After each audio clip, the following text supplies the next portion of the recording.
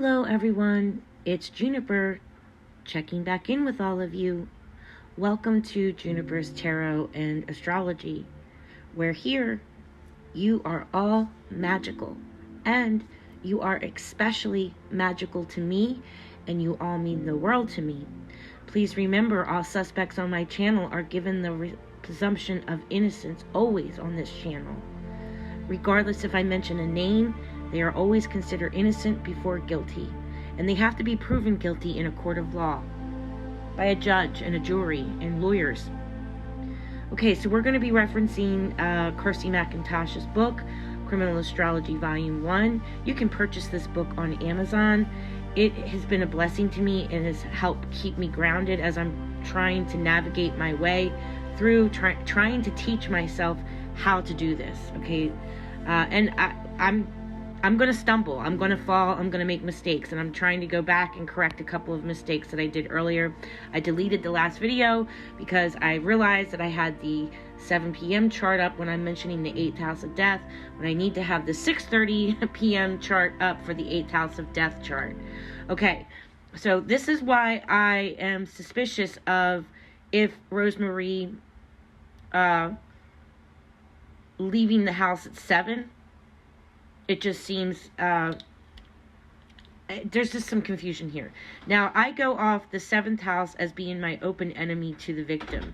I do this because in Horror Astrology, William Lilly is basically like the godfather of astrology. He has books from the 1600s. You can still pull up his charts from the 1600s and read his charts today. So he's kind of like the grandfather of this form of astrology. Criminal astrology is fairly new, but horror astrology goes back even more.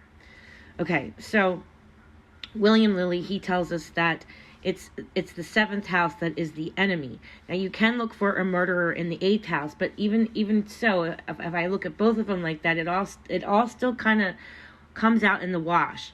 And even if I break down these charts, and let's say I do make a mistake with reading the charts, when I map out these planets, that has nothing to do with the way that I read the charts. Mapping these planets to look for a missing person, and I'm going to map out the 7 p.m. chart because that's when it's documented with the universe that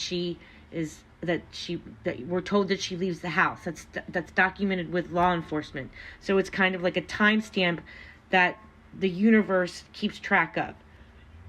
Just like I'm able to find Rosa, her asteroid that has the name Rosa on it, Rose, is showing up in the 1st house. So that's why I know that the universe is always watching us. God, it has to be God. I don't have an explanation to give you for why asteroid names show up on top of the victim line. So her name Rosa shows up on top of the victim line, and that cannot be a coincidence, okay? It just can't be. So that's why I know that this is the universe watching us somehow down here, especially when something goes drastically wrong. Okay, so even on a natal chart, if I don't have a person's exact time of birth, I can, because the 1st house rules a person's self, what they're going to look like. It's the face that you greet the world with. I can look for that asteroid name on a natal chart and try to get that asteroid to show up in the 1st house, and that can help kind of narrow down a time frame of when RoseMarie Bly may have been born. So I've been working, I've talked to Missy about it, and we did try to figure out a natal chart for her. So trying to narrow down a time. Anyway, so this is Kirsty's book. I read this page to you earlier, but I just want to, reiterate how we do this. So we're looking at the date of a crime, the time of a crime, the city and state of a crime. And there's a ruling planet for a killer. There's a ruling planet for an open enemy. There's a ruling planet for our victim. And we want to figure out where those planets are sitting at that time. So at 6:30 p.m., her planet is sitting in the 8th house of death. And then our killer switches over to the moon. So that means our killer is ruled by Cancer. So this is why I'm thinking, did she ever leave her home? Or was she at her home when something happened to her? Because at 6:30 p.m., I have her in the 8th house of death. The other chart I had pulled up, I was at 7.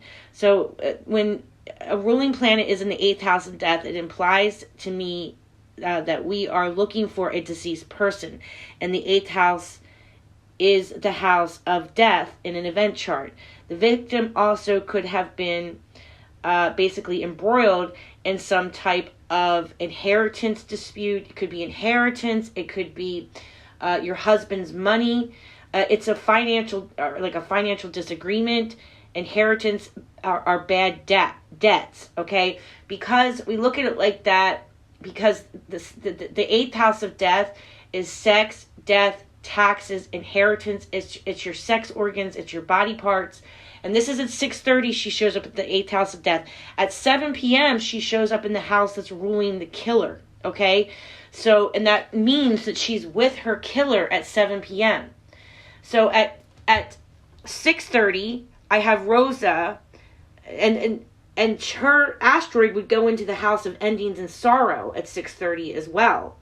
So at 6:30 p.m., her asteroid would move up because these planets move up. Okay, they're going counterclockwise. The signs are moving one way, the planets are moving the other way. Okay, so basically, it's like a huge clock. This is a huge clock. Okay, so at 6:30. The moon would be her open enemy, and they're conjunct. They're right smack dab on top of each other. She's Saturn. The moon would be her open enemy at 8:30, and the moon is at a 20th degree, which is not good. That's a degree of death. It's a degree of death because it's ruled by Scorpio Pluto. Okay, and sometimes I'll do that. I'll say, like, if I'm talking about Saturn, I might say Capricorn. If I'm talking about Uranus, I might say Saturn or Uranus. Okay, because we're dealing with the ancient planets or the sign, because it kind of all means, you'll get what I mean. Okay, so Saturn is Capricorn. Capricorn is Saturn. Aquarius, the ancient planet of Aquarius, is Saturn on a crime chart or on a horror ray chart. Okay, Pisces is ruled technically by Jupiter because Pisces is the ancient planet of Pisces is Jupiter, because it's a newer discovered planet, and Pluto is Mars. That's its ancient planet.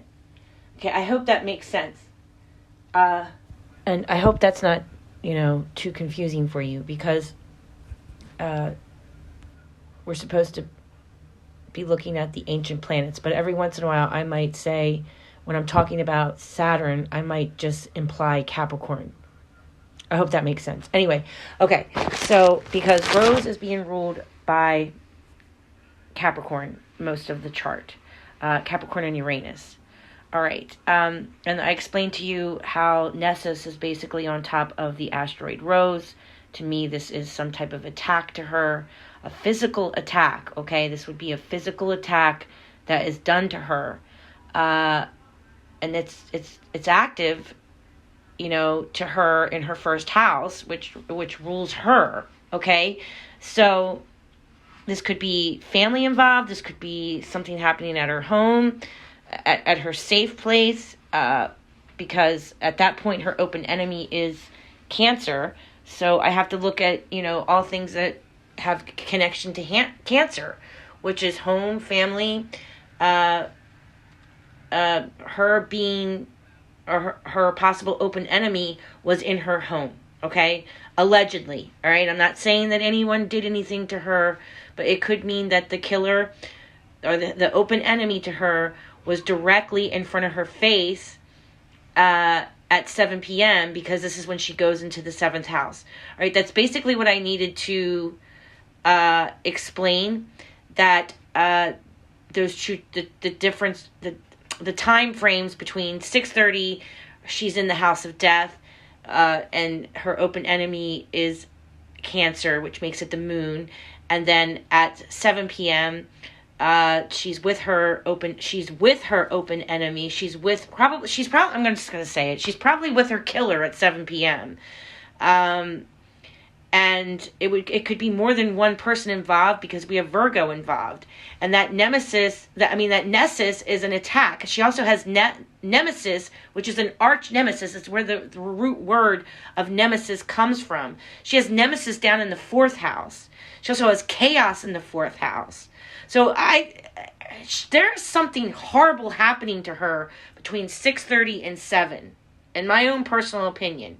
Now, whoever is around her between 6:30 and 7, that's what I'd like to know. Because she's in grave danger here. Okay, so we're going to be mapping her out soon. Like I said, I'm going to map out the 7 p.m. chart. And Pluto's at 0 degrees, guys. I mean, just look at Black Moon Lilith. It's a secret enemy. Pluto is at 0 degrees. It's the beginning and an end of death. Some type of transformation that our victim is going under. And then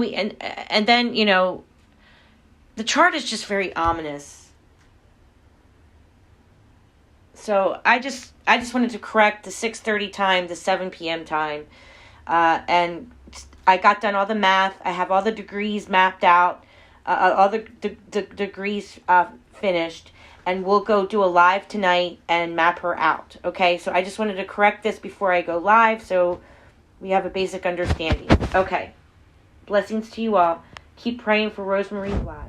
God bless you all. Bye-bye. Blessed be. Blessed be.